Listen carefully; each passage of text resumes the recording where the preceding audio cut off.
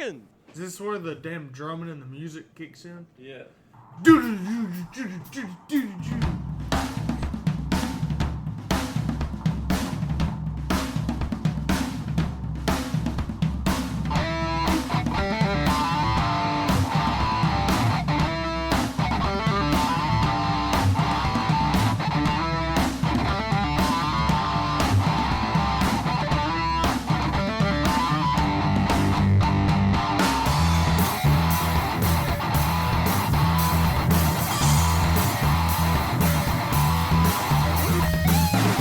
What is going on, everybody? Welcome to On the Pipe Podcast. Today is Monday, February the 22nd, 2022. I'm your host, as always, Tyler Shepherdson. And Mondays, we've kind of built this thing with OTP Weekends Review with Stu. As you all are well aware of, Stu Baylor, along with several others, suffered some severe crashes and injuries over the weekend, so Stu is not going to be joining us for this weekend, or this Monday's weekend review, but we are joined by a good friend of the show, Craig Oberholzer. What's up? So Craig is going to join us. We're going to kind of talk about everything, talk about the injuries that we just mentioned, and talk about the Big Buck weekend, and yeah, try to give you guys as much information as possible. As always, really appreciate you guys tuning in and listening. I think being at Big Buck was really cool, just having so many people talk about listening to the show. It's surpassed all of my expectations. I think it's really cool that people actually listen to this thing. So trying to keep you guys in the loop and keep the news on the forefront here at OTP. So as always, be a friend, tell a friend. If you like the show, I mean, I feel like there's a lot of people out there that still don't even know what a podcast is, let alone On the Pipe Podcast. So if you enjoy these, I encourage you to just send them somebody's way. Let's create some listeners and create something cool in the off-road world. Anyway, I want to give thanks, as always, to a couple of our good friends before we get started. Beta Motorcycles is the official manufacturer of On the Pipe Podcast. Beta Motorcycles has been family-owned and operated company since 1905. They manufacture the finest enduro, trials, and dual sport motorcycles, and they are known for their premium quality and rideability. Beta Motorcycles are the best looking bikes on the market and back it up with their superior performance. Head on over to betausa.com for more information on their available models or to find a dealer near you and get yours today. I got my Beta motorcycle. I was cruising around on it at Big Buck. That thing is impressive. I think it's pretty cool. I rode probably, I don't know how many miles. I rode a good bit on one last year at a National Enduro. And I instantly liked it. I instantly gelled with it, which for me, I'm kind of picky when it comes to bikes. And riding it before and riding it now, I just feel right at home with it. It's really cool. I can't wait for my leg to heal up and really put some time on it. But check out betausa.com. They're doing some really cool things. They have their premier team out there at the GNCCs as well. So make sure you stop by the rig, talk with Corey Buttrick and the boys and see what's going on. It's pretty cool. And then, as always, Armor Graphics, the best graphics on the market. Everywhere you look, or I guess I'm a little bit biased because I was around a bunch of my buddies, but everywhere I looked at Big Buck, there was on the pipe graphics all over the place. And some were not Armor Graphics, which I thought was also cool, but the majority of them were Armor Graphics because you can get your very own set of Armor Graphics and save 20% off of your entire order by using promo code OTP at armorgraphics.com. So check them out at armorgraphics.com, and you can search the different kits that they have for your make and model machine, and you can even get yourself an OTP kit if you so choose, and you can always save 20% by using the promo code OTP20 when you order off of their website. Also, be sure to follow them on their socials at Armor Graphics. Now, with that being said, we started things off the first round of the GNCC series. It is underway. It is the moment we've all been waiting for and looking forward to. What a day it was. All across the board. We're going to get into some of the action here in just a moment with me and old Big Rig Craig. Well, I guess not Big Rig Craig at the moment. Yeah, we're still got some semis laying around every once in a while. To Aflac, Gas, OTP Craig, and talk about some of the storylines of the weekend. But we want to start things off with the results. Taking the overall win, the reigning, defending GNCC overall champion, the number one KTM, a bike we were familiar seeing out there. It's out there again, except this time it's being piloted by Ben Kelly, who is going to keep that background white as we head into round two. He grabs the overall win at Big Buck. pretty dominant fashion, I would say. Second place, Josh Strang, the only other former champion out there on the line. He rides to a second place finish, and then Jordan Ashburn is going to be number 3 for the third year in a row. Third year in a row. He's number 3. He finishes third. So there's your overall podium. Josh Toth and Trevor Bollinger round out 4th and 5th. Craig DeLong moving up, getting 6th. I thought that was cool, worth noting, because that train of riders were together most of the day. That battle between 2nd and 5th, 6th, 7th, 8th, all of them guys were super close throughout the entire day, and it was a good race to watch. Unfortunately, lost some of the riders in that top 8 group that we're talking about, but in XC2, it was Mike Witkowski coming out and getting a victory over Linden Snodgrass in that XC2 class, and then Ryder Lafferty rounding out the podium. So cool to see Ryder up there, cool to see Linden up there, cool to see Mike taking the win. I think a lot of things are going to be shaken up now in that XC2 class just with everything going on, but that is how it shook out here at round number 1 at Big Buck. Looking at the Xc3 class, it was Brody Johnson making a statement, grabbing the first win in his first Xc3 race. I believe it's his first Xc3 race. Yeah. 2020 Xc3 champion Zach Hayes gets the second place position behind Brody, and then Hunter Newworth coming out swinging, landing on the podium in that Xc3 class. So that is the way that shook out. And then earlier in the day, it was the WXC taking the main stage in the 10 a.m. race. Did I say all that stuff right? This is 2021 results, but that was all right. Yeah, did Rachel win? Yeah, but for the XC1, XC2, XC3, I just noticed that the page says 2021 results, but those are the correct results because I was there and I synced it. But going back to the morning race, the WXC class, it was Rachel Archer taking the win. So as you guys remember, last year that battle for the WXC championship came down to the final round of the year between Rachel Archer and Becca Sheets. Rachel Archer picks right back up where she left off. She grabs the win on the day. Taylor Jones gets your second place spot, and on the podium she said TMFJ is back. So she's up there on the podium with that second place position. And rounding out the women's pro podium, was Corey Steed. So she's on that new bike and new team for this year. She puts it right up there on the box in her first race out with that new team. And that is how everything shook out. So now, Craig, we are in the OTP mobile studio. So we're doing this one live from the road right now. Oh. But so yeah, I think the biggest storyline coming out of yesterday is, one, we're back racing, which I think everyone's happy to be back racing. But a lot of injuries yesterday. And whether it's track related or just mere coincidence or what it is, it's hard to say, but Thad Duvall ends up with a broken pelvis and a dislocated hip. He goes into surgery. Johnny Gerard breaks his pelvis, gets airlifted out of the Big Buck property. He goes into surgery. Lane Michael, I'm hearing an AC separation and some shoulder issues. He goes out of the race early. And then Stu Baylor goes front flipping over his bike, ends up breaking his C7 vertebrae as well as his wrist. So literally those 4 riders are the USA ISDE trophy team. And now round 1, all those riders are out. And I mean, the first thing I want to say is absolute tremendous amount of T's and P's going out to all 4 of those riders. And then a couple other riders were hurt as well. I don't know the details of the other injuries, but such a bummer to see. And I mean, that's I'm gutted for every single one of them. And I kind of reached out to them all just because I am so good, because the hype going into the season was so crazy and the storylines were so crazy, and just to see anyone get injured at any time is terrible. But to see all of that stack up on one day, the opening day, after everyone's been preparing so much for this moment, I hate that. Yeah, and it's wild because we're all such pretty good friends with the guys that have all got hurt.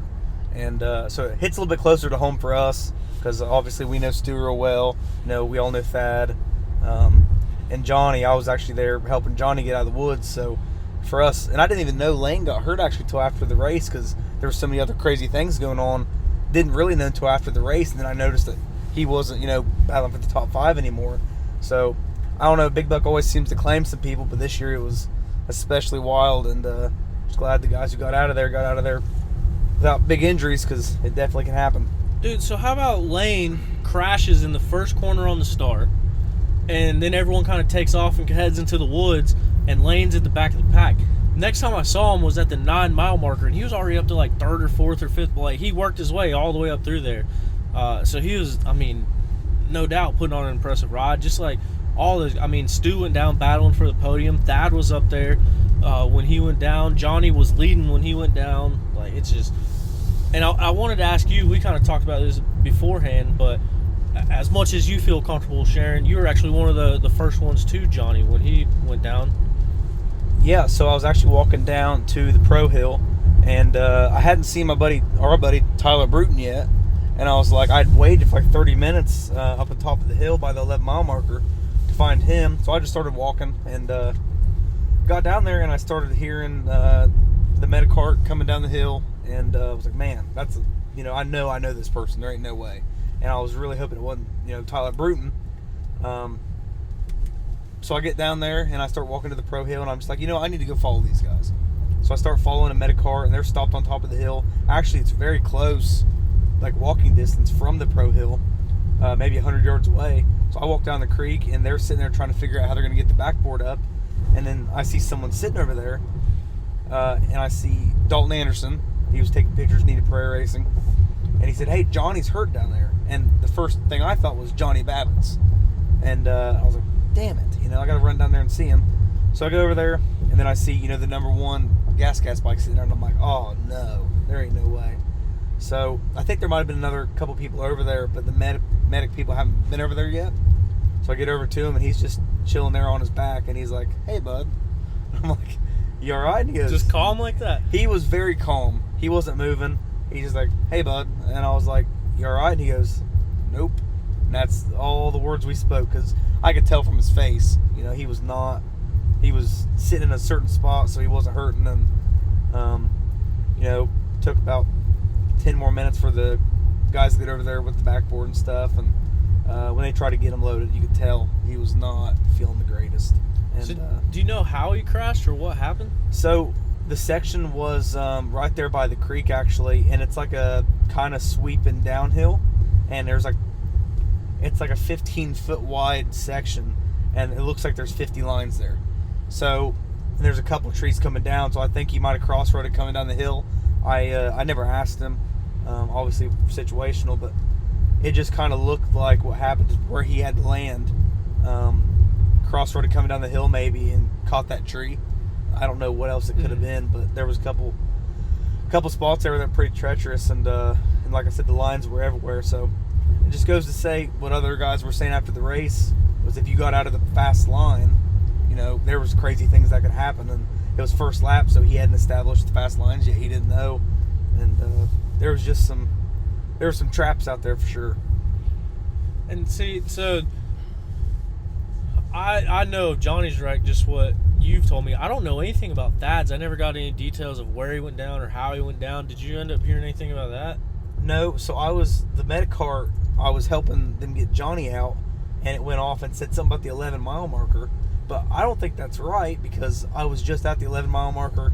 So I'm not 100% sure. I just heard him say something about Thad and the 11-mile marker, but I don't believe that's where the wreck was. But I just remember hanging out, and I didn't know that the airlift was coming. I was like, oh man, that's for Thad, because the rumors at first were a femur. And I was like, okay, that makes sense. Airlift them out. A lot of femurs, arteries and stuff. I believe most people get airlifted, but the airlift ended up being for Johnny. So I don't know. There were just so many things going on at once. But to answer your question, I'm not sure where he wrecked. I'm not sure how he wrecked. But obviously, it was a bad day to be a pelvis, because 2 in one day, not good. Man, and that's so scary. And I mean, Stu, we saw what happened. I actually happened to be sitting right there filming for some other stuff when Stu went down, so we see that crash. And so not saying all of these injuries are very significant. All of these injuries are going to take time to come back from. But when you see the visualization of it, I mean, it's one of those things that just makes you cringe as soon as you see it. And then you hear about these other injuries, and you see one of these guys in their prime. I mean, you talk about Johnny, 2 or 3 years straight now, Sprint Enduro champion between the 2 series, and XC, very close to an XC2 title 2 years ago, gets hurt. Last year comes back, gets the XC2 title. Now he's running the number 1 plate. I mean, to see him go down, to see Thad putting in all the work, training with Caleb. I mean, last year was his first year. He came on the show and kind of talked about swallowing his pride and going and training with Caleb. And now he spent the offseason down there, and they were all actually training together. But Thad's getting to that point in his career where if Caleb Russell didn't exist, Thad would have several championships most likely. And so to see him put in that work and have it kind of taken away on the first day, I mean, it's scary. It really puts it in perspective as to what these guys are putting on the line every single time they go out there and race. Yeah, and for Thad, family man, he's got his boy, and he's, they're at the races, and that's crazy because that's the way these guys make a living. And if he's hurt, I'm not sure how that works, but it's just crazy that Johnny's got one on the way. Yeah, it's crazy to me that things like that, and especially Thad's bad luck he's had, and he definitely didn't deserve it. That's for sure. I mean, all these guys are good guys, and freak things happen when you're racing. I mean, it's 100% not good. And you said something about the pelvises. I have never heard of anybody breaking a pelvis other than like a street bike accident or a really bad car crash. Yeah. I've never heard of anybody breaking a pelvis. And now we see Ryan Sipes break his. A week and a half later, Travis Pastrana breaks his. And now yesterday, Big Buck, Thad, and Johnny both broke theirs. Yeah, that's the thing. It was so weird to me. And I think that's why everyone was getting stories confused on who was hurt, who was getting ambulance or air ride or whatever, because they both had very similar injuries. Yeah. And it's crazy because I know whenever we were getting Johnny hooked up and they were trying to cut back to see his side there, I mean, it did not look good. And good thing for Johnny, though, I guess it was as good as it could have been for how bad it was, because no surgery is going to be needed, from what I've been told, and all fractures and nothing open. So hopefully, heals as fast as possible. He can get back to work and do whatever he wants to do, or just being healthy is the main focus now. Yeah. And something that you and I were kind of talking about at dinner is in Stu's situation, 5-time National Enduro champ, defending National Enduro champ right now. We just raced Sumter 2 weeks ago or a week ago, whatever it was, and the second round of National Enduro is not until May. There's a chance that Stu can still make that round, potentially. Yeah, 100%. And Stu, backtracking on Stu a little bit, he turned it on so, he was ripping the last 2 laps. And I seen him make a couple passes in front of me. He came from being, maybe 20 seconds off Ashburn, I think, the beginning of the second lap. Going into the white flag, he was on Ashburn's butt, trying to he actually tried to get under him in the corner right before the finish. And to see him go down, he obviously got around Ashburn. They both caught up to Strang, and they passed Toth, and they were absolutely getting after it. It was pretty wild. So he definitely had some more in the tank too. So I don't think it was a fitness issue. I think that track was just so wild. There was landmines everywhere. And in his post, he kind of said he started feeling the flow, and towards the end of the race, that's when we started coming back up. But Stu, where he crashed at, was literally that video of him crashing. Right around the corner is the 6 mile marker. So it was right at the 6 mile marker. Strang still had a good little gap. I mean, they were within sight, but Strang was a little bit far ahead. And then Stu and Jordan Ashburn were basically wheel to wheel. In that video, the first person by right there in the black and white gear, that was actually Ashburn that went by. So, like you said, put in a charge, and all of them were together. That podium could have ended all sorts of different ways as close as they were on the last lap. Yeah, I just think, the way racing is now compared to 10 years ago, first lap could not be a sight lap anymore. Everybody's sprinting. Can't afford for it to No, be. absolutely not. And that's the thing. I think back in the day, it was a little bit, not saying it was slow by no means, but guys were really getting a feel with the track the first lap. But now the way, training is and everybody's riding, during the week, they're putting 10 hours a week on a bike. So, everyone's in good shape. Everyone's sharp. I think it's just an all-out sprint off the bat. And, these guys are, because Johnny, I think he crashed beginning of the second lap, and Thad maybe second and third. So, these guys are they're going so fast that no matter how easy the crash is or how, minor it is, it's going to hurt when they hit the stinking ground. So, things like having the e-bikes and riding the track so many times throughout the weekend, they're setting up their lines and they're setting their landmarks and they're remembering corners and they're remembering lines. And just like you said, that first lap, there is no pacing yourself and figuring it out. It's like you've ridden that corner on the e-bike, you know where you're going, and you know that the level of competition is there. So it's like you have all these tools to be going 100% right out of the gate. Yeah, and another thing about this year's Big Buck was, I'm not sure if it rained a little bit the week before or whatever, but the dirt was super good. Super great conditions, but it was so ate out. Like, there was so many ruts. It was very choppy. There was just so many riders in the morning race. I rode Sportsman. There was 800 and some riders. There was 75 riders on my line, I think. There was just so much abuse done to that track before those guys got to it. There was nothing smooth about that track, which there never is. It's a 3-hour race. It's not supposed to. But it was just especially, choppy and rough. But I could not find a smooth line. Like, even watching these guys, it was just wild how rough it looked. And Big Buck is one of those tracks that does, we race it a lot. We race it year after year, and it does, it gets square edge bumps, and it gets really rough. And I was talking to somebody about it over the weekend, and it's like, when you get a condition when that rain happens the week of, and the dirt was perfect.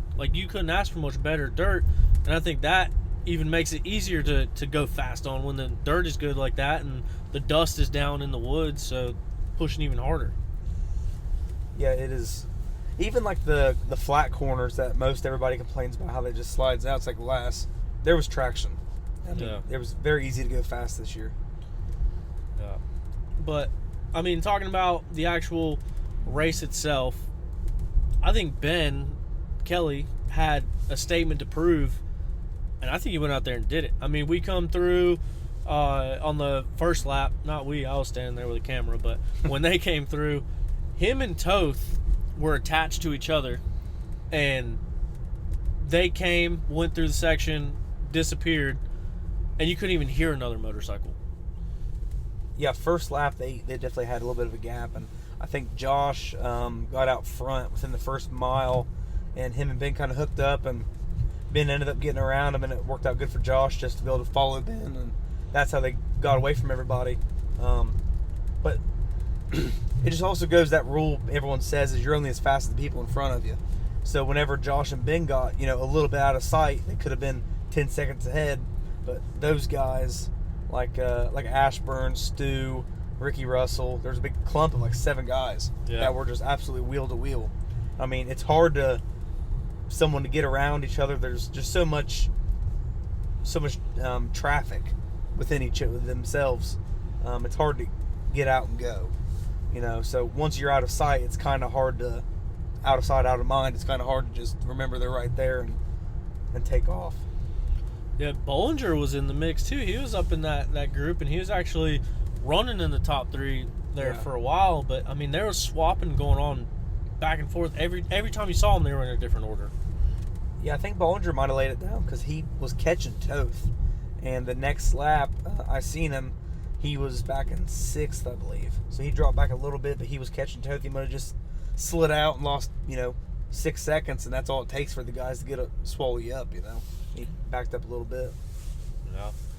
And so going into this, everyone has their title predictions and who they think's going to win the championship and who can do this and who can do that. In that conversation, Thad is in it, Stu is in it, Lane could be in it, And now, like, those are guys that well, I don't know how long those injuries take to come back from, but it's not going to be quick. And even if you miss 2 rounds, you're out of the championship. So those are title guys that are now not in the picture. So you got Ben defending his first title, and then you got Strang, who I think is going to be right there, and I think he's a title contender. What do you think that kind of does for their mindsets, like guys like that, as far as, and even Jordan Ashburn, all them guys? I mean, does this kind of open it up a little bit more, or does it make it more competitive now that the field is smaller? I don't know. If I was on that front line, I'd be smoking a cigarette because I'd be freaking nervous. Holy shit. That's the thing. Like coming into the season, you know, a lot of people's picks were off. You know, guys who, like the top 3 you and Stu had picked out was a little bit different, you know, than expected. But I think what's a guarantee is Ben Kelly's going to be, you know, really hard to beat. Yeah. You know, but something I want to mention that I still think everybody, and I still think this is the other guy in Stu's, what was it, top 4? Jordan Ashburn is a freaking assassin. I swear he is. Like, everybody kind of doesn't mention him as much, and I don't know if it's just because, you know, he doesn't have a huge presence on social media, or he isn't out drinking beers with people on Friday night, whatever it is. But, you know, he's number 3 for a couple years in a row for a reason. You know, he's always there. Yeah, all someone has to do is screw up once. You know, if he gets second almost all year long and Ben has 2 bad races, well, guess what? You know, Jordan could slide right in. And, you know, that's actually the only guy on the row I don't know. I've never even met him, never talked to him. I don't even think I've seen him in the pits. Really? But that dude, he's very impressive. I think he is, because, you know, everyone talks about Stu and Ben, you know, as they should. But I think Jordan Ashburn is sneaky. I mean, I think you better beat him now, because later on in the season it's going to be hard. Because there's, you know, I don't want to put, no, you know, I'm going to knock on Dash. But if you there's look wood the last, right below it. Is there wood? Is this wood grain? Yeah. Man, you got the performance edition. I forgot. The thing about Jordan Ashburn is, you know, you look at the last 5 years, and, you know, someone might call bullshit on me, but Jordan Ashburn remains healthy. Yeah. I don't think, you know, like I said, knock on wood, don't want to, I could be his insurance agent if he needs me to be, but I just think he's, you know, he's super efficient. It's one thing you want to be, it's efficient. So. And consistent as well, because, like you said, he's always there. And I don't want to talk about Jordan just like as just a podium guy. And in the level of competition that there is now, just a podium guy, take that with a grain of salt, because that's a big step just to get on the podium week in and week out. And Jordan's a guy that's always there. But what I was getting at is that it's not that he's just racing for 3rd place. He has the speed to win. We'll see him go on these breakout races and lead half the race, 7/8 of the race. Yeah, and he's freaking hellacious on a start too most of the time. Yeah, like he can get some hole shots. But I swear that guy, he will win one this year. I swear he will. You know, I know Ben will win more. I think Ben's going to win Florida. I just think Ben is, you know, a super dominant rider, and he's efficient. He's headstrong. But I think, you know, if he slips up at all, in general, I think Jordan Ashburn will definitely win a race this year. And I will mention again, like Toth. Nobody expected Toth to be, you know, in second or leading at all this weekend. Yeah. And I come around, you know, I watched the start, then walked around with my dad for a little bit, and was just like, oh, let's see who's leading. You know, I bet it's going to be Stu and Ben. Well, here comes Ben, and right behind him's Josh. And I'm like, yes. Hell yeah, that's Chipotle dinner this week. He's going to buy me something. But, dude, I was super pumped because, you know, me and Josh are super close. We're buddies. And I'm around him more than, you know, most of my other buddies, really, whenever he's not in Florida, whenever he's at home. So I was super pumped on that. And I don't know, he came out and he rode really well. And, I mean, he's like the most effortless rider. I know you've mentioned a couple times that if there's a style award, he wins. Yeah. That dude, like, you see Ben, like, leaning over the bike and, like, controlling the bike. And that's good, and, you know, Ben has the fitness. He can do that for 5 hours long probably if he wanted to. But Josh is just so effortless when he rides. It is just wild for me to watch. Because he's the only one on that front row that rides like that, in my opinion. Like, it's like he's just floating on the bike. You know, he's just got so much natural talent and skill. I think he could definitely win one this year also. Everywhere you look, it's just a hop, skip, and a jump. Like, he's just like you said, effortless, just floating through the trail. It's like he's cruising, but he's going so fast. Yeah. But then again, you can't count out anybody else because there's just so much talent. I think the reason I made the comment about I'd be nervous, anybody can win, and I think round one basically said, I think being healthy is going to be something huge. But anybody has the speed to win. That's for sure. And so, just going off a couple of things that you just said there, I think last year one guy that was seriously left out of the title conversations was Thad Duvall. Yeah. And I think this year a guy that's being left out of the conversations is Josh Strang. I mean, Strang has won the championship before. He comes out, gets second place at the first round of the season. But, oh, by the way, the year before last, he was the guy running with Caleb. He was the guy that was second place in points for the year.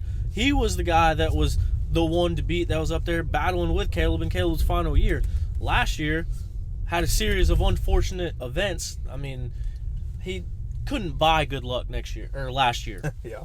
And that's the thing. He's starting out this year with a clean slate. Everything's good to go. Everything's ready to go.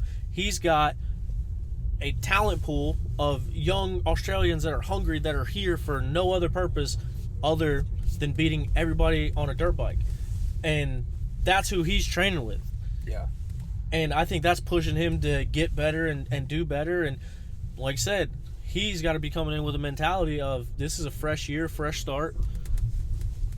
There is no bad luck. We're starting things right now, and he comes out and gets second. Yeah, and I think something else everyone needs to know, obviously, not only do you have to be fast to be racing these 3-hour races, you have to be super smart. And Strang missed all the carnage. He got around the guys who were getting hurt. But not only did he do that last lap, he tracks down Toth, passes Toth, puts a little time on him, then stays away from Ashburn. And, he's fending off Stu whenever Stu ends up getting hurt. But, he can ride under pressure. He's got the sprint speed to catch anybody. And he's just smart. I'd say he's 100% the veteran of the class. I guess him and Thad both. But he's just so... I'd say everyone talks about how the Australians, Linden, Mason, Gus, all those guys, they're going to be so good because they have the smartest mentor on the front row. And that's a fact. I mean... Strang is just, I think he's super headstrong, and I think that's what it takes to win races. And the racecraft and the race IQ. And you mentioned with Toth, like, you kind of look at him, it doesn't even look like he's going fast when he's flying. Strang's like that too. Like, you watch him in a sprint, like, I'd watch him coming through the scoring. I'm like, oh damn, like he must have went down or something, and he'd come through and be the fastest test time. And same thing like out at GNCC's. I think if you put a clock from midway in a turn to the exit of the turn, he's got to be the fastest one coming out of a corner. But he's just fun to watch ride. But, I mean, this weekend we saw Ben, the drama and everything that ended up unfolding at the end of the year last year, I think kind of surrounded him when it didn't really need to. Yeah. He didn't have anything to do with that. No. And he got the number one plate, and he's a guy, it looks like no one enjoyed their offseason more than Ben Kelly. Like, he was out riding through California, just having fun, living, riding mountain bikes, and then go down, nose of the grindstone, come out swinging round one, get the win, and prove why that number one plate's there. Yeah, that dude is, he's wild. And if you look at him, I forget who I was talking to today, they said he looked like a linebacker. And I don't necessarily agree with that, but he just looks like a freaking...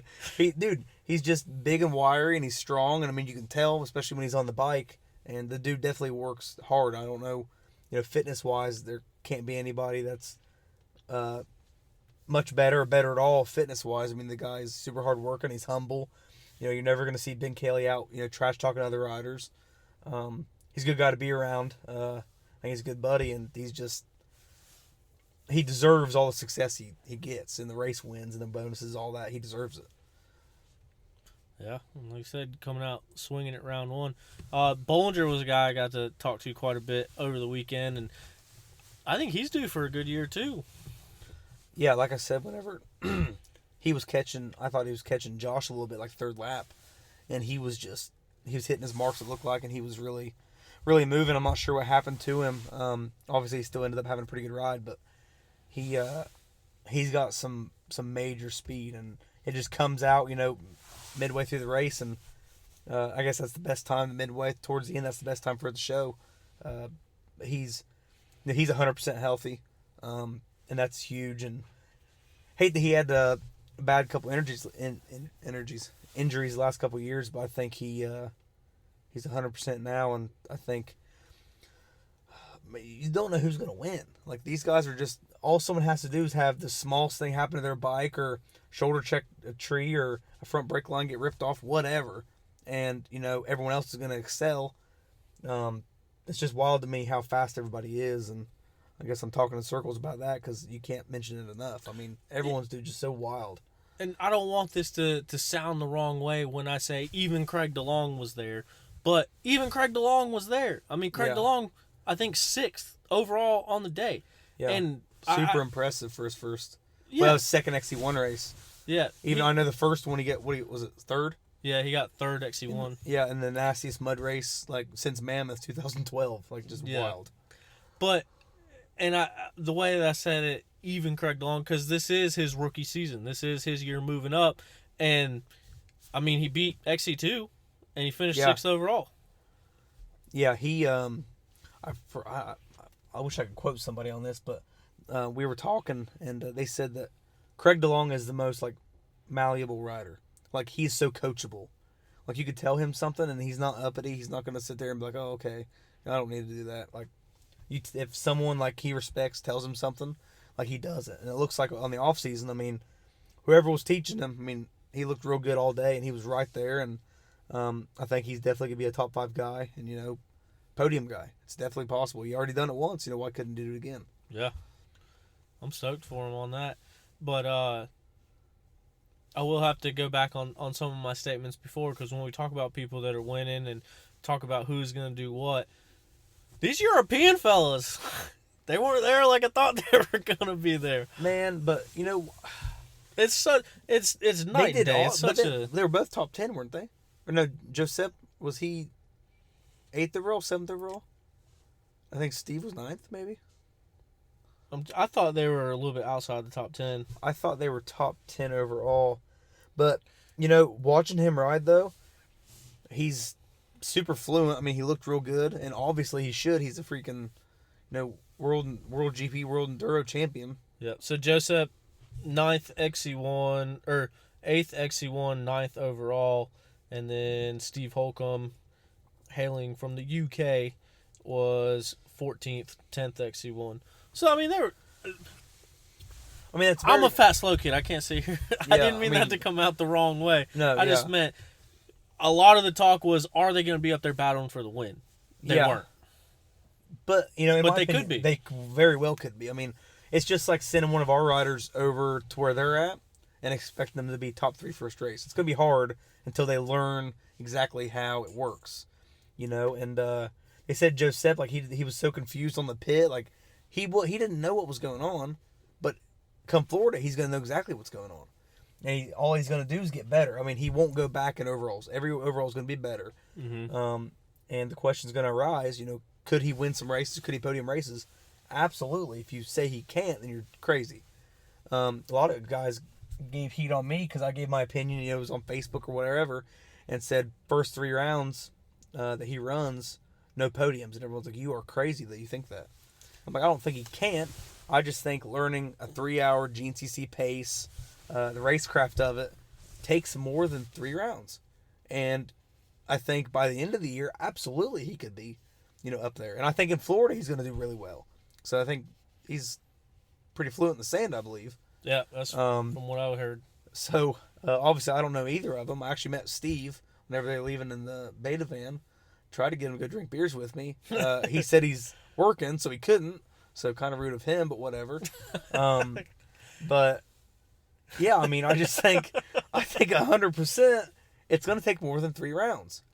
I mean, it's just they don't know this style of racing yet, but towards the end of the year, I think the goal is eventually to come over here. I think it's, for everybody, it's the dream to come to America and race, and I'm not sure how salaries are, but I know the Australians, they want to come over here to make more money, Mason Simmons had a part-time job or a full-time job in Australia, and he was still racing, like, heavily. Training, trying to be full-time. Now he's actually full-time, obviously, because you can come over here and you can, live the American dream and make the money. But I think I had heard a couple times that Joe Sepp wanted to come over here. He wants to try the racing. He wants to, come over here and, have a go at it, and, hopefully if he gets some more races under his belt, maybe he can come back, or maybe he'll do a 2023 season, whatever. But the guys are rippers, all of them. Even there was a Swedish guy too. What's his deal? Yeah, he every time I seen him, he looked good too. There was a couple other guys that nobody like talked about. There's a fella on a gas and a beta, and I don't have any information on those two, but I met them in the pits. They were super cool guys. But everything, all the guys who came over here, the one guy, holy shit, he freaking looked like someone punched him in the forehead. The one guy, Donnie Kelly showed me the video afterwards. He sent me the video. The guy, like, racked his shit. Like, it was rowdy. What happened? The guy, he must have wrecked. I just pulled it up a minute ago. Donnie, I just talked to Donnie about him, too. Dude's freaking wild. I saw a guy riding up from the hill climb area with a very bloody face. I don't know if that's what you're talking about. On a gas? I think so. Might have Yeah, been. that's the guy from Sweden. Oh. Yeah, it was freaking rowdy, dude. Yeah. I didn't know what happened to him, but it looked like he was not having a good time. Well, welcome to America, SA. I don't know what to tell you. That's just, shit happens. But, I mean, the guys were tough. I seen him after the race, and he did, like, an interview, and he still had the blood all over. Dude's tough as nails. He was sitting there grinning, didn't care. Dang. Hanging out. One thing I wanted to mention, actually, a little off topic. Did you see the third, coming out of the second corner on live? Did you see any of the whole shot? Coming out of the second corner on Second live. corner, the corner, like the straight stretch before you actually dove to the right into the woods. So, yeah, that's where I was standing.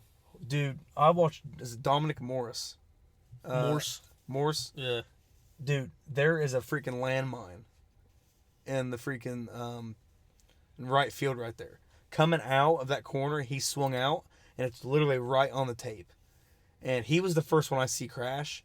Dude, his bike flipped like 6 times. It looked like Talladega Nights. It looked like exactly what Stu posted as far as the car going end over end. I mean, he was pushing his tank back down. Pieces of plastic were everywhere. He gets up, kicks his bike, takes off. I mean, have you seen any pictures or videos or anything of it? No, it's on Live Laps, though. Or it's on GNCC Live. You can rewatch it. It is really? An absolute freaking banger of a crash. Dang. It's solid. And the guy was fine. He jumps up, gives a fist bump. Everyone's cheering. I was standing kind of near where Rodney stands, like right at the whole shot line. So then there's that patch of trees and everything from the second turn. You couldn't see it, I don't think, from where you were at. No, so I heard everyone freak out, and I saw Big John and a couple guys go running. So I knew someone went down, but I didn't see it. But I know it got quite the reaction. It was like the next 5 or 6 lines, half of them, someone else crashed in them. Like there was a 250A rider, I think. I mean, absolutely eat shit, like ejectocito. In the same spot? The same spot. They hit that stump. Or there was either a stump or a hole. And, the GNCC guys were kind of going over there and, like, it's kind of hard to step into the corner or step into the track off the start. Excuse me. But they were trying to, like, do something. I think Big John, like, put a stake out there. Was trying to, like, close in the straight stretch just a little bit. But, like, I went wide on the start and didn't feel it. And I'm really glad because I would have ate shit. But yeah, I mean, it was with 76 people. Yeah. I'm telling you, that's another thing about that. If you're in Sportsman A, everybody, just start early, take the penalty, get the whole shot. Don't screw with the... It's a non-points paying class. My buddy Jack Reed was sitting there tapping me on the back fender. Start it. Trying to get me to do it, and I didn't do it. I probably should have. Just take off with WXC. Yeah, I mean, I got long hair. They'll hold you for 30 seconds at the finish. Yeah, I mean, why would I care? What's 30 seconds whenever you're, I was a little bit still hungover, maybe, when we started the race.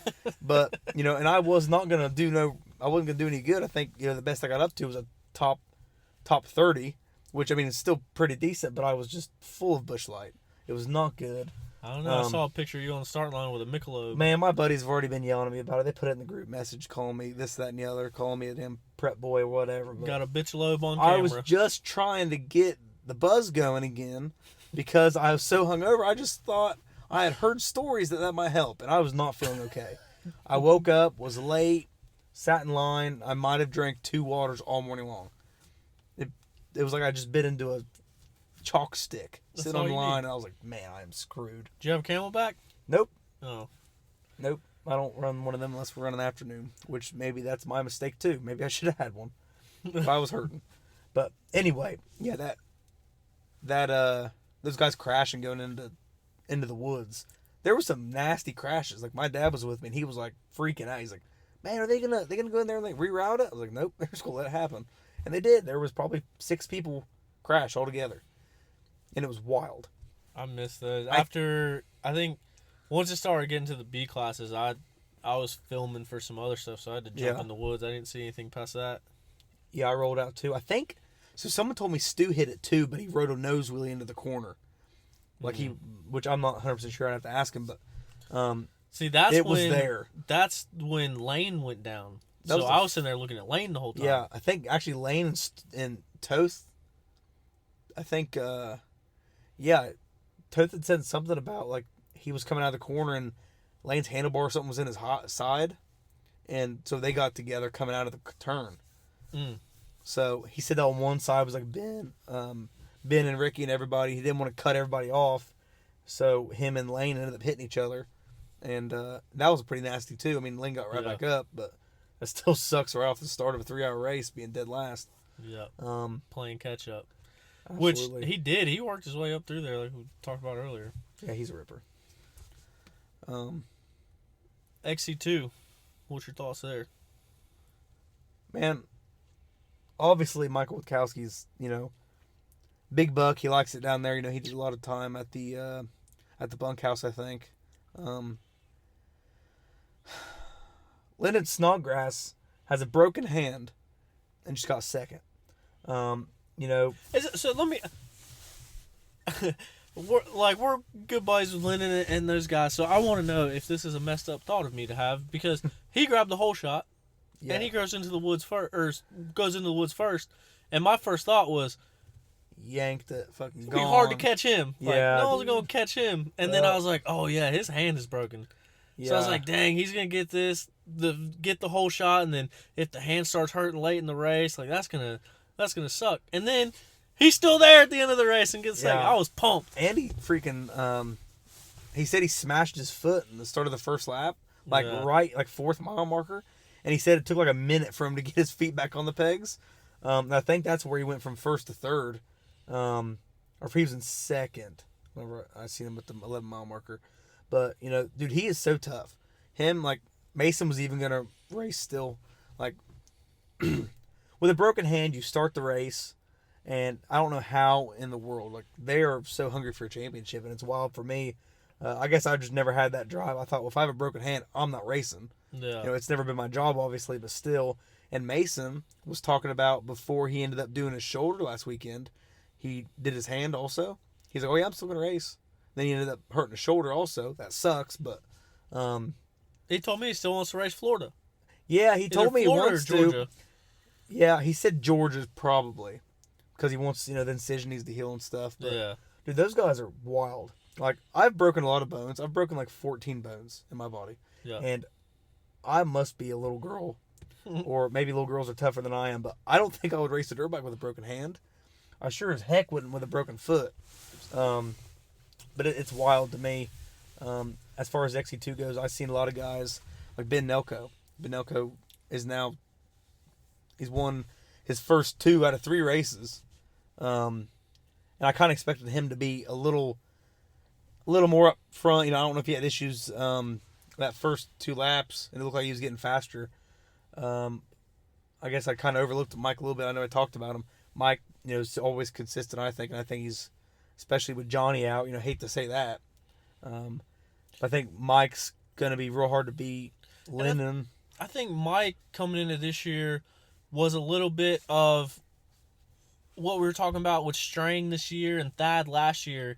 where I think everyone gets in that mentality, or what have you done lately? Yeah. And last year, Mike was sick and like battling illness for a lot of the year, Yeah. so his results weren't there. So I think a lot of people, I don't want to say forgot about him, but I think some people weren't considering him to be the Mike that he's been. And he comes out swinging and shows that that's exactly who he is. Yeah, I know, like, last winter, like, before he actually got sick, he was, like, in crazy good shape. Like, seeing videos of him at the gym, like Nick Vass used to send me whenever Nick was wrenching for him in the offseason, and just talking to him, the dude, like, does not get tired. Like, I'm sure he does to a point, but the dude is super dedicated. Like, he's like a 12-valve running around, dude. Dude's wild. Yeah. Can't stop, won't stop. I think Mike's got the experience. You know, he's obviously been Xc2 for a little bit. But I think this is his year to get a championship, make some money, make a statement, do well. He is, and I said this, and some people didn't always agree with me. I think he's super consistent. He's always even been, like, whenever him and DeLong and Johnny were going back and forth a couple years ago in 2020, I guess, he was always right there. I mean, he had some issues, but that guy kind of reminds me of an Ashburn. Like, not a lot of people talk about Witkowski, but he's winning races. He just won a race. And he's, I've talked to him quite a bit off the bike, and dude's cool. He deserves all the success he's about to get too. Just talking about Mike won. Then there's Linden, Ryder Lafferty. I think the best thing he ever did was get off that team he was just on. Yeah. Because obviously something changed, and likes the gas team. Dude's ripping. Yeah. And the guy, he was born into it, obviously, with being a Lafferty. I've never met him either, but dude seems, super cool when I've been around him. And he's also kind of he's been in Xc2 for a couple years, I think. Mm-hmm. I think he rode 258 in GNCC for a couple years, did pretty good. But he's super consistent. It seems this year he's doing really well. And, like I said, best thing to do is get off that stupid Husqvarna team. I don't know what the politics was on that, but freaking sucked, I guess. Because dude's ripping now. Someone I wanted to say was Cody Barnes impressed me a lot at that sprint. I think he's got super good sprint speed. Cody was one of the big ones that I think it was Tom and I, or maybe someone was talking about how good he's been riding lately and expecting him to be up there. But, I mean, hey, we're just one round in. Yeah. I'm not sure. Did he get 4th? 12th. In Xc2? Cody Barnes, yeah. I wonder what happened to him. I don't know. Ben Nelko was 11th. Yeah, Cody was 12th, and then Jesse Ainsley. Where was Rui? Rui was 4th. Dude. Rui Barbosa. Real quick, before we even start on him, I need to give an apology to him because I don't have very good eyesight. Any of my buddies will know that. I ran across Pro Row like a goof. I see no bikes. He was at pit. He's the one that almost hit you. Yeah. So sorry, go ahead. I was running across to go find Mason Simmons in the woods, and he's wearing all red. His freaking bike's red, and he's under the tent, pitting. And I didn't even notice him, dude. I run right out in front of him, and all I hear is rev limiter. And I'm like, look over, and like, almost kills me. And I knew everybody's seen it, but I don't know if anybody recognized me. And then it wasn't 20 minutes later. Is that the Affleck guy? Yeah, Trevor Ballinger's girlfriend, Tawny's like, hey, bud, you might want to watch what you're doing walking down Pro Road. I was like, listen, I'm sorry. I did not mean to. I mean, it wasn't Trevor, so I don't know why you're yelling at me. It was Sunday. She's cussing at me. I don't know what she's doing that for, but.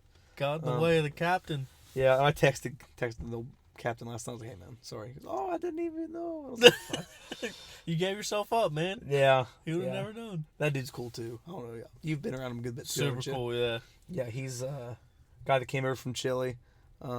Super good speed. I ran into him at a bar. You were Slingshots. Yeah. That's when we got that toilet out of the urinal. Yeah, we were all hanging out at a bar and everyone's having a good time, and you and I are digging in a porta john for a cell phone. Yeah. And we walk out front and Rui Barbosa standing in line. Yeah. He's over there doing his disco dance, waiting to go find some chicas in the freaking inside. Jack Edmondson, he was on the show last week. Yeah. No, the week before. Yeah. He came out. He dominated Xc3 when he was here before. He got 5th place in Xc2. I think he's going to be one of them guys that just every week's going to get a little bit better. And I seen him whenever he was battling with Gus Reardon. I'm not sure, was Gus 8th? Yeah. So that was second to last lap, I believe, when he passed Gus. So I think he got a little bit of a slow start, but started checking boxes. I mean, he was right behind Gus, got around Gus, and obviously put some time, started catching more riders. So I think that dude, gets over here and adjusts. He's one of the guys coming over. Ain't no different than Jose and them. He's been here before. Yep. But he kind of knows how the 3 hours work already. And last time he did it was on 125, which sounds terrible. Shout out Brody Johnson for being able to do that, because he raced a couple races here and there. Came over the next year on the Sherco, didn't he? Didn't he say that in 2018? Yeah. Yeah. That's the last thing I'd want to ride is a freaking Sherco in a 3 hour race. Hey man, he won a world championship on that thing. Yeah, but I bet his fuel tank didn't blow up in his nutsack like freaking everybody else's. I mean, I'll pull a page out of Wally Woodlappers, bud. Them Share Tacos. Are they still around? Are they still in business? yeah. Nobody rides them? Nick Ferringer. He's a factory Sherco rider. He was out racing Xc1 this weekend. Was he? Yep, working full-time job on Friday, racing on Sunday. Sorry, Nick. I think he's an Ohio boy too. Oh, is he? Yeah. The Beta boys. John looked good. I think they have a lot. I think they have a very good foundation to work on. Jonathan Johnson, Evan Smith, both of them swapping onto those betas this year. Brand new bikes to them as of December. And now I think they're getting comfy. I think they like them. And I think those are two that we're going to see moving up the leaderboard as well. Yeah, and I've never seen Evan as much on a 252 stroke. Whenever I met him, he was on KTM 250Fs, but John Johnson is a freaking two-stroke god. If anybody's from the North Carolina area, just go look at the videos he posted of him riding that bike. Actually, even worse, go look at him on a clapped out 04 YZ 125, jumping rivers, just into water, not even clearing it, just for fun, holding it wide. Dude, the thing sounds like a smashed cat. It's just sitting there screaming. And yeah, that dude on a 252 stroke is money. Like, I don't know why. A couple years before, like even when he was riding on the Reigns team, I think it was an Ampro. He was on the Yamaha deal. Yeah. Put him on a 252 stroke. He's faster on that. I swear he is. And I think would he end up in Xc2? He was 6th and Evan was 7th. So they were with each other the whole time. Yeah, and he was. And Johnny didn't have back brakes again. Sick. Awesome. From what I heard. And whenever I was watching, so the last time I seen Jack Edmondson, it was him, Evan, and Jonathan all together. So, yeah, those guys obviously stuck together. But, yeah, I think that's an awesome ride. And, that's not too far off. A lot of people had said, wonder how Evan Smith's going to do on a 252 stroke. He was, always close to the top 5, in the top 5, maybe right outside of it. So, I mean, if there's any questions about if Evan Smith can run a 252 stroke, they're answered because he can. And so you and I were sitting there talking to Corey Buttrick and the team and everyone when they were kind of telling us about it, saying that Evan, it's hard to keep him off that 2-stroke. They were saying he's loving it. Dude, that thing sounds freaking sick. Yeah. Especially, have you listened to any of the raw videos of Jonathan Johnson in the mulch pit in South Carolina?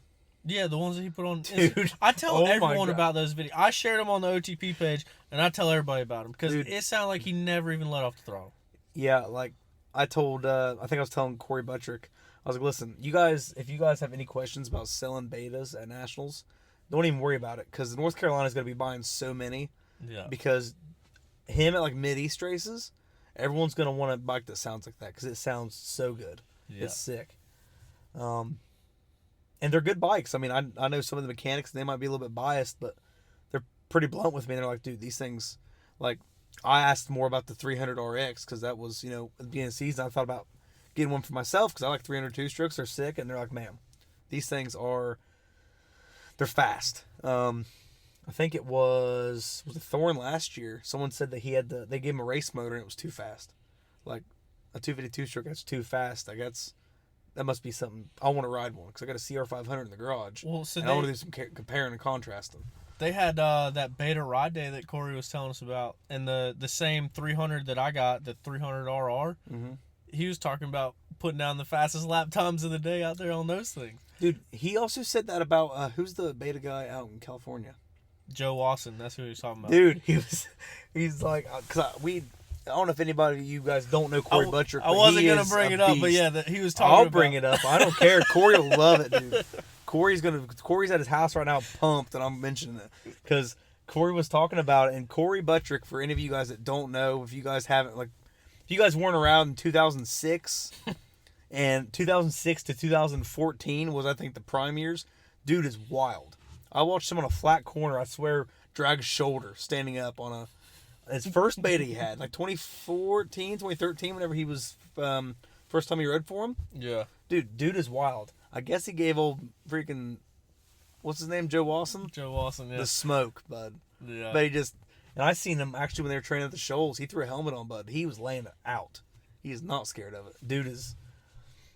He still got it. I said, Corey, if you want to make some extra money, bud, all you got to do is line up on Xc2 Road. Go give him riders the business. And he's like, dude, you call my boss, man. Tell him. We're trying to talk him into racing locals and stuff, too. Just going around cashing checks everywhere. Yeah, he got fired up a little bit when I told him about, do you think you can outrun JoJo Cunningham? Is that a question? He looked at me kind of offended. I was listen. For the Fast Tracks title. For the Fast Track, that's what he said. The Fast Tracks, Norm Bickley's about to have some races going on. And I'll tell you, back in the day, like whenever I was first getting on big bikes, if you go there, Fast Tracks, for any of you guys that don't know, is in Nelsonville, Ohio. Place is sick. Super good GP style. They have Supercross track. Very family friendly.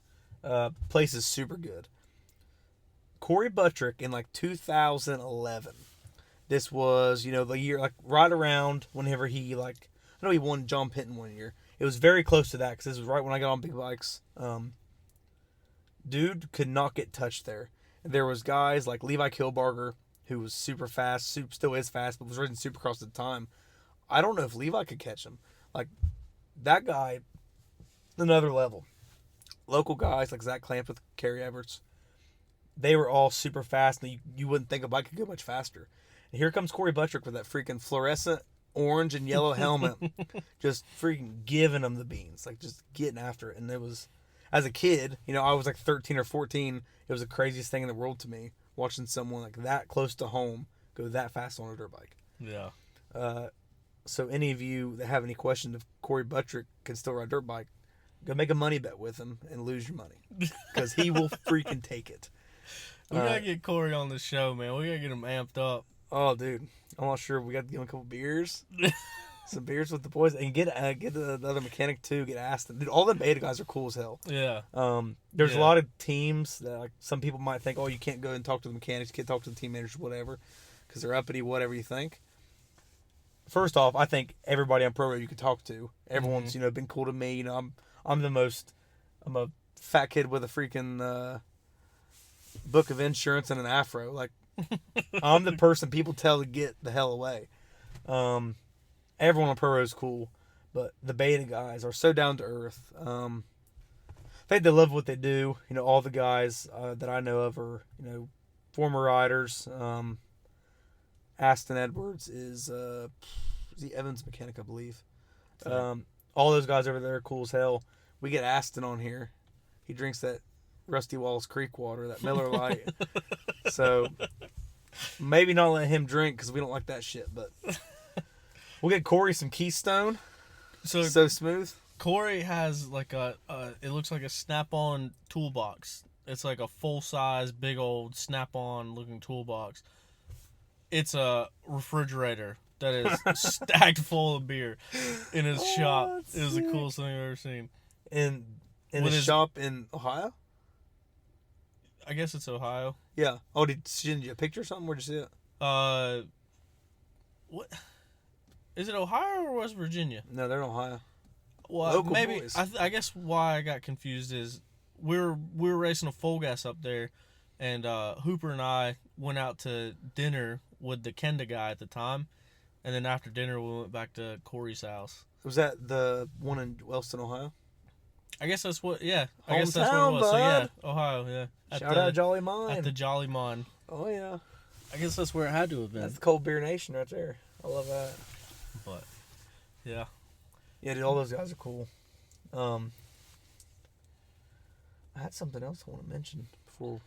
See, and going off of that, I just want to throw a disclaimer out, because one thing that I've been noticing is now that a couple people actually listen to this show, all of a sudden I'm now the gossip spreader. So now everybody that was cool with me before kind of stay a little tight, a little guarded to me now. And that, I will say, so far, that is the worst part that I've experienced about doing this podcast, is kind of now, like, I don't know. That's funny you say that, because apparently I hijack walkie-talkies and tell on team managers, or I don't know what you want to call them. I got people all fired up at me all the time. Yeah, I'm a thief. I guess once you get involved, you're involved. Yeah. I don't know how I got so smart as to hack closed walkie-talkie lines. But Elon Musk, we're in a Tesla right now, bud. That's what it is. I got smart. You ordered this freaking space car. Space Cadet Junior, bud. This was the first ever Tesla podcast, and I feel like it has to sound way better than the ones I did in the cargo van. Yeah, the TYP, Tesla Model Y. Performance. Fast as hell. And the reason I kind of brought up the thing about when I talking on here, it's hard to be objective, especially being friends with people. Yeah. 'Cause it's hard to talk about everything as a whole and not piss somebody off. Because it seems like no matter what I say, someone is texting me thinking that I slighted them or said something bad. First of all, if you go turn on SportsCenter and listen to what them people say about LeBron James and Tom Brady and Steph Curry and any other athlete, it is 8 million times worse than anything I've ever said on this show. But before we wrap this thing up, going down to our final pro class here, the Xc3 Class, I heard from someone else that an Xc3 rider was very upset that I was on the show saying that nobody is going to touch Brody Johnson this year. And didn't tell me that. We told somebody else that. And Was it Zach? Yeah. Was it? Which, Zach definitely can. yeah, he definitely can, and he definitely definitely can. almost did. Like, they were close Yeah. this weekend, and I Zach think- is a champion. But that's the thing. I'm buddies with Zach. I like Zach a lot. I want his series to do well. I want to go fishing with him. I was so stoked when he won his championship. But I just offered my opinion out there about Brody just because everything Brody did 2 years ago and then off for a year and now hungry. Kind of like last year when Jonathan Johnson was put on that XC3 bike. Yeah. He wanted to be an XC2, and he kind of used that as motivation to go out there and hate that 125 and wring its neck out every weekend, and you see how that worked out. And I think Brody is kind of in the same thing because his injury set him back a year. He was supposed to be an XC2 this year, and now he missed his amateur year last year, and now he's on an XC3 bike trying to pretty much prove himself on that bike. Yeah. I think he's going to be tough to beat. And I think Zach definitely can. Obviously, he's a champion. Zach's a hellacious sand rider. Yeah. So it'll be interesting to see how good he does in Florida. And I think Brody's going to have his hands full. For sure. Brody fits that bike a lot better than Zach does. As far as, like, he's not, super tall guy. He's not real tall and lanky. He's a little bit smaller than Zach. If you just look at him on the bike, he looks really good on it. I'm not saying Zach doesn't look good on it because Zach's obviously fast. He's efficient. He does good. But I think Brody's the talk of the town because of how he was before he broke his leg. Yeah. And now that I'm not going to say... He was unstoppable. Oh, yeah. And I'm not going to say he's 100% yet because I don't think he is. I think he's just going to get faster. I don't think he's as fast right now as what he was when he broke his leg. I don't think... No, I'd agree with that. I think he's... What did he get overall this weekend? 31st? Is that right? Let me check. I think it was higher up than that. See, I thought he was in like 20th. And then someone told me it was 30th. But he was top 20 almost every race whenever he was on in 250A. Yeah, but he was also on a 250F. Yeah, but I don't know 100% how much faster he would be on a Honda 250F with a set of pipes than he is a fast as shit 125. Because that 125 he has, it's just a good running bike. You can tell. Yeah. Even John was talking about it. Like, John said, that thing rips. He was 31st overall. 31st, yeah. But yeah, like you said, he was hunting down the top 10 some races. Dude, he was ripping. And that's kind of where JoJo was last year. Kind of switching gears on JoJo a little bit. Hopefully he can get back for Coker. I thought you were about to say hopefully he can shift gears too. Well, I mean, he might have to do some finagling and lift his leg a little bit because I don't know how everything else works. But, yeah, I think the question is going to be, can he outrun Bubs Tasha here in a couple months? Maybe not the first race back, but I think it'll be interesting to watch around John Penton time or something. A couple months in, I think he's going to be moving. Yeah, and I mean Bubs, he's ripping too. He was top am on the weekend. Yeah, which is good because that guy, I don't think he has much of a reputation in GNCCs yet. I mean, he just kind of started coming down. I think everyone started learning about him when the videos came around of him and Big Kelly battling at the J Days. But he's also been one of them guys that have been hurt. I did see Robbie Marshall commenting on Bubs' thing, so I figured he was. Yeah, I think he's a New Englander. He's a New Englander for sure. Yeah. Rippa. But I think if that's a guy that doesn't get hurt, because he's been hurt quite a bit, and especially I think he's 21 now. If he's 100% healthy, it's no one knows how fast he's going to be. Because there's those videos, I don't know where that was at, but he was giving Ben Kelly the freaking business not too long ago, 2 years ago at a J Day, for quite a few laps. Really? In a local, yeah, he was doing real well. So he's not a bad rider, and I've seen him down at the Shoals, dude rips. I like seeing people healthy. Obviously, that's why I'm in the profession I am. I like seeing people not get freaking hurt. Yeah. And that's a guy that I think if he stays healthy, stays on a good program, he's going to be super, super fast. And nobody knows how fast he's going to be yet because he keeps getting hurt. In the past, he did anyway. And now, starts round one off. It's not his first win. I think he won Big Buck last year because of JoJo had issues. But nonetheless, Bubs won, I think, Big Buck last year. But then, look at it like this, too. As you mentioned, he hasn't been around GNCC all that long, and he's still learning it. And now he's putting it together.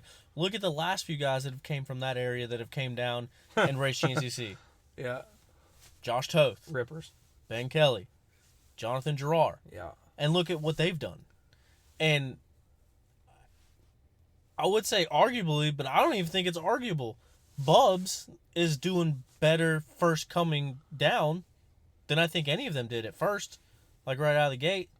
Yeah, I think Ben I have to go Josh, back and really look at some results. But Ben and Josh were both, I think, 21 whenever they, Josh first won his first Xc2 next 2016, maybe?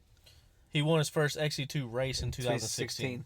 So he his first ride with Ampro Yamaha at Unadilla. Yeah. So I think, speed-wise, Josh was a little bit faster, obviously, but he had been racing before that. But he only rode a couple GNCCs, I think. Him and Ben both. They were kind of Netra guys. I thought they had been here for a while. No, they kind of came out of nowhere because I was just giving him shit the other day because he was telling me the story about how he was running 250A and he sucked, and then he went straight to Xc2 and he did good. And I was like, how does that make sense? And he's like, I don't know. And that's what we were talking about, talking to Ben before, that same exact thing. And then even in Xc2, won a podium guy, and then the next year comes out and wins 9 out of 13 races. Yeah. And wins the championship. Dude, my favorite thing is listening to whenever Josh does good at a race. Little side note. Mike Toth, Josh's dad, is the funniest dude on the planet. And listening to him talk about how Josh does is the funniest thing in the world. Being around him and the whole family at the races is fun and they're a good time. But I love listening to Mike tell the stories and how he words things. It's the funniest shit in the world. Even talking about Ben. He's like, he gets all fired up. He's like, all these New England boys go down there to the South, whoop up on them. He gets all fired up about it with his fucking accents. I love it. Oh, yeah. Sick.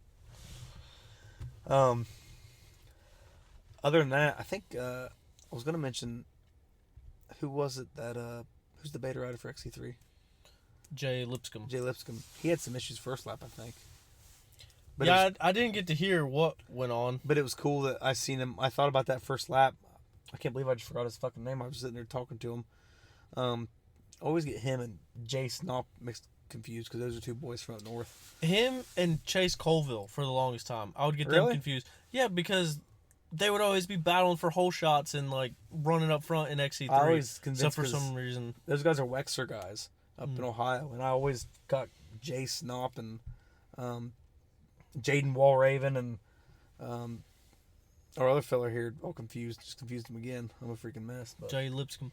See, and I've always felt bad because of like the beta thing and stuff now. Like I've always wanted to talk about him, but right when I go to talk about him, I'm like, I just get their names confused. I can picture them, and I know who I'm talking about, but I get their names switched around. So yeah, he's a super good. But like last year, he had a couple, podium finishes in Xc3 Class too, and so he could definitely do it. But I like that I seen, that he had a real bad first lap. I didn't like that I seen that, but I like that I seen he charged the whole race. Like, he finished the race. He did good. Yeah. He wasn't, like, even still pouting. Like a lot of guys, they'll screw up that first lap. They'll be like, well, day's done, just go cruise. But he was, clicking. I mean, he was ripping. So.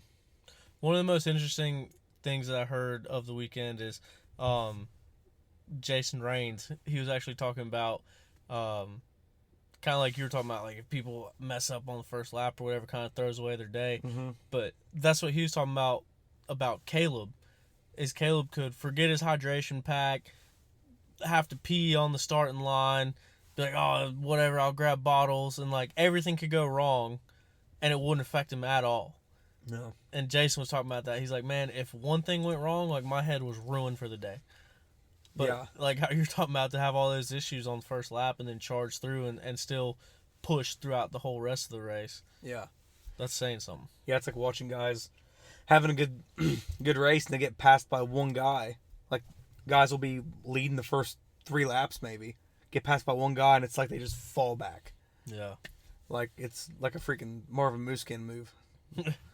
Get passed by one guy and ends up in 12th. Sweet. Yeah. But, yeah, being headstrong is definitely, I think, the most important. Obviously, being in physical shape, being fast, but 3 hours is a long time. Mm-hmm. Stu was right whenever he was talking about that last week. It's, I've done it. I'm not a pro rider by no means. I've just moved up to A class from running like open B, but same bag. All in all, yeah, something like that. I never even won one, dude. I guess that's how long before the car turns off. Did the car just turn off? Did you not hear that weird sound? Huh. And then everything went black. Turn the nightlight back on, bud. What the hell?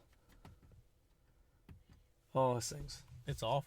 This thing is... I hope this thing's not dead. This thing is dead. We got 75 miles out of this Tesla. I'm not responsible enough to have this thing. I got a Volkswagen Beetle over there you could drive home. You got a generator? Yeah, I got a Honda generator, actually. Yeah, sick. But, man, I appreciate you doing this impromptu show. For everyone listening, I know that Mondays is usually the weekend review with Stu. Hopefully you can understand as to why that didn't happen this weekend. I have no doubt that Stu will come back on the show. Obviously banged up, got concussed along with all of his other injuries. So not pushing the case by any means this week. So I know we have some fun stuff coming up and planned. And like I said, I think Stu will definitely join us as soon as he's back up to and feeling up to it. But wishing the best for all the riders that suffered some injuries over the weekend. I know it's going to be a tough couple weeks for every single one of them. And, just really hoping the best for not only a quick recovery, but a full recovery. That's one thing I always put emphasis on. Everyone always says fast recovery. Let's go after a full recovery. Yeah. And, so just, Johnny, Thad, Stu, Lane, Tyler Bruton, as you mentioned, one of our buddies getting his knee checked out. Linden, he's banged up right now. Mason Simmons banged up right now. Just like I said, T's and P's to everyone out there. Look forward to seeing everyone back on the bike. But JoJo as well. Healing up. I saw him. I think it was the crash you were talking about. Either that or it was right afterwards. He was running and then picking up someone else's bike and then pushing it. Was it a Cali? Might have been his brother. His brother runs B-Lights or 250B. It might have been. But I remember seeing him and I yelled at him. I said, hey, calm down! Yeah. Because when I saw him before, he was riding a bike around with a crutch across the front of it. So he's still walking with a crutch, and then all of a sudden I see him running to push a bike. That dude's like a dangerous rubber band. I would not want to have to street fight that kid. Yeah. Get my ass whooped by He's a like a little 17-year-old. pit bull. Yeah. Yeah. But, yeah. Super pumped to see how everyone does at Florida. I think Josep Garcia is going to do a lot better at Florida. I know, mentioned Zach Hayes. It'd be cool to see between him and Brody Johnson in the sand. I still think Ben Kelly's going to win Florida. I don't think there's any question that everybody's pretty much going to be chasing him. He's got the number 1 plate. He's got the white background again. And they're like a mile and a half down the road from their training grounds. Yeah. Dude, I rode a CT there last year whenever Josh was staying there. Really? Yeah, I was freaking broke, needed dinner. Josh texted me. He's like, I got it. So I take this junk-ass CT70 that we had, and it had a Chinese carburetor on it, which is fine. But it was running so lean that the pipe was glowing red, and it was running like 15 mile an hour all the way there, and it got cold. It was in Florida. It should have been warmer. Pissed. Same thing broke down in the middle of Daytona.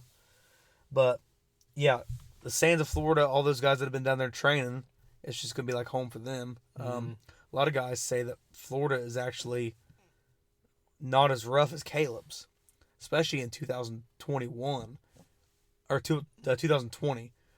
I swore 2020 was the easiest Florida I've ever been at.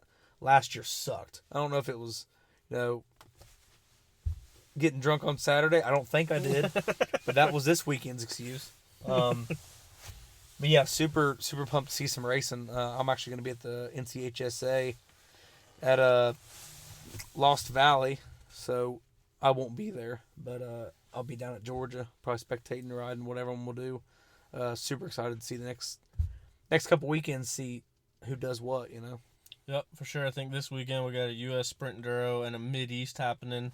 I don't know what else is going on across the Hell, I'm country. going to Disney, son. This weekend? Yeah, Mom just texted me and said I got to buy a plane ticket for Thursday night.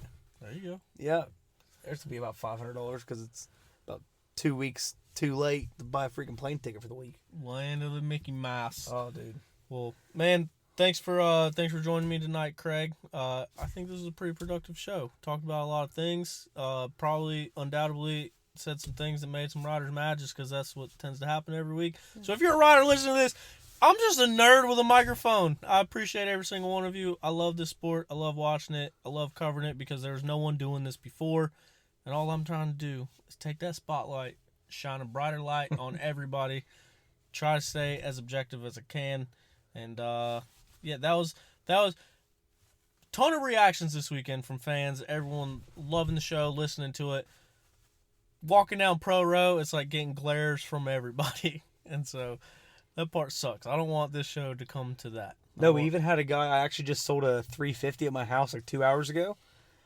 Dude, this random kid, we don't know who he was. He actually recognized T-Shep. I had mentioned something about my buddy Tyler Shepardson coming. And he's like, "Oh, it's on the Pipe podcast." He was pumped, and so that was pretty cool. When I walked up, yeah, that was cool as hell. So I was gonna see real quick, just to mention it before we shut this operation down. Shout out Justin Griffin, top 5 in Open B, beast. There we go. That's all we care about. All right, man. Thanks for having me on. I thought you were gonna get to it. It won't pull up. It's a stupid piece of junk. That's 250B. But yeah, so as always, thank you for listening. Whatever you're listening on, if you could subscribe, whether you're on Spotify, Apple Podcasts, or whatever. We're gonna keep this thing rolling. We're gonna have an OTP Tuesday tomorrow. Don't ask me who the guests are because I don't know yet, but we're gonna figure something out. We're gonna have some good ones on there. Dude. We got some good potential ones, and Craig, what'd you find out? Pull on Justin Griffin. Deuce. Third, bud. 3 for Dale? Are you kidding me? Animal. On the podium. What a freaking beast, dude. I am buying him a case this weekend. Fuck yeah. All right. And with that, we're going to wrap this week's weekend review up. I'm Tyler Shepardson. He is Craig Oberholzer. And we thank you guys for listening. We'll see you next week. No, we'll see you tomorrow.